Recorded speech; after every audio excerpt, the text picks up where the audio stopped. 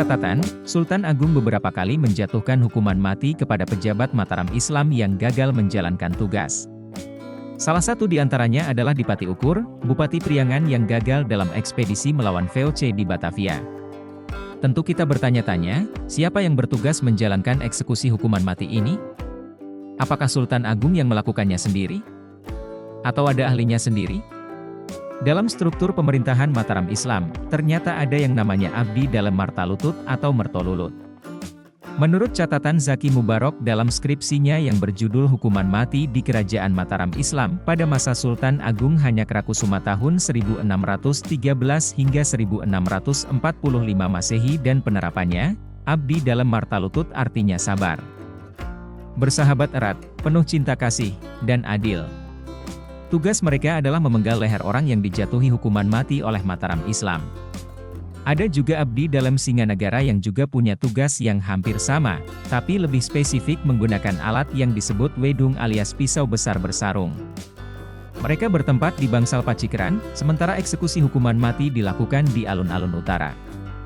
Masih dari catatan yang sama, Abdi Dalem ini berjumlah 15 orang. Jika hukuman agak ringan seperti potong tangan dilakukan Singanegara, eksekusi kelas berat seperti pancung dan gantung jadi tugas pokok Mertolulut.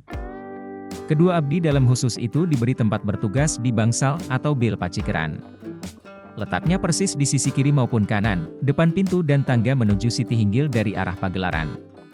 Posisinya yang berada di antara pagelaran dan Siti Hinggil ini menunjukkan posisi dan perannya yang istimewa. Lokasi tugas Martolulut dan Singonegoro itu masih bisa disaksikan hingga hari ini di Keraton Yogyakarta. Ada dua rumah kecil dilengkapi dua patung manusia mengenakan pakaian adat Jawa untuk golongan Abdi Dalem. Kedua patung hampir seukuran manusia sungguhan itu mencitrakan sosok Abdi Dalem Martolulut dan Singonegoro. Satu berkumis agak bapang ini Martolulut, satunya klimis itulah citra Singonegoro. Pengadilannya sendiri dilakukan di Bangsal Ponconiti di Kemandungan Lor. Jadi umumnya ada 5 hal atau perkara yang biasanya diselesaikan proses hukumnya di Bangsal ini. 5 hal itu menyangkut pelanggaran mabuk, madat, madon, mencuri, dan membunuh. Sesudah hukuman dijatuhkan pengadilan, Mertolulut dan Singonegoro dipanggil untuk mengeksekusi hukumannya atas perintah raja. Mekanismenya, para algojo ini akan ditutup wajahnya dan eksekusi disaksikan banyak orang. Kadang terhukum dipamerkan beberapa lama di ruang terbuka agar selain publik mengetahui. Juga supaya efek takut dan patuh terbangun sesudahnya. Di sekitar Keraton Yogyakarta sendiri jejak Martolulut diyakini mewujud dalam bentuk kampung Mertolulutan di Kecamatan Ngampilan.